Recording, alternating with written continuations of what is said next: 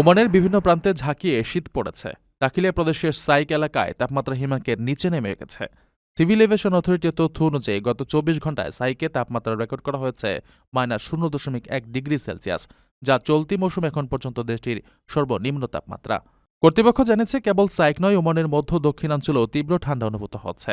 থুমরায় থাইমা আল মাজিউনা এলাকায় তাপমাত্রা ৬ ডিগ্রি সেলসিয়াসের ঘরে নেমে এসেছে। এছাড়া ইয়াঙ্কুল, মাহতা, সুনাইনার মতো এলাকাগুলোতে তাপমাত্রা ৭ থেকে ৮ ডিগ্রি সেলসিয়াসের মধ্যে উঠানামা করছে। এই পরিস্থিতিতে বিশেষ করে পাহাড়ি অভ্যন্তরীণ এলাকায় বাসিন্দাদের ভোরের দিকে সতর্ক থাকার পরামর্শ দিয়েছে আবহাওয়া দপ্তর। তীব্র শীতের পাশাপাশি ওমানের বেশ কিছু এলাকায় গত কয়েকদিনে ভারী বৃষ্টিপাত হয়েছে। কৃষি ও মৎস্য সম্পদ মন্ত্রণালয়ের তথ্য অনুযায়ী মোসান্দামের খাসাব এলাকায় গত ৩ দিনে সর্বোচ্চ ২১৫ মিলিমিটার বৃষ্টিপাত রেকর্ড করা হয়েছে। মন্ত্রণালয় জানিয়েছে, এই বৃষ্টি ভূগর্ভস্থ পানির স্তর বাড়াতে সাহায্য করবে, তবে আবহাওয়া কিছুটা অস্থিতিশীল থাকায় প্রবাসী ও নাগরিকদের নিচু এলাকা ও ওয়াদির কাছাকাছি চলাচলের ক্ষেত্রে সাবধানতা অবলম্বন করতে বলা হয়েছে।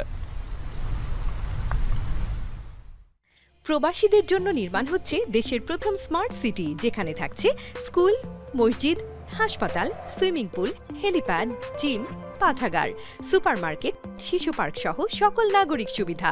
মালিকানা শেয়ার মাত্র ৫ লাখ টাকা। প্লাটিনাম ইনভেস্টরদের জন্য ঢাকা বিমানবন্দরে ভিআইপি প্রোটোকল সুবিধা। বিস্তারিত জানতে যোগাযোগ করুন স্ক্রিনে দেয়া হোয়াটসঅ্যাপ বা ইমো নাম্বারে।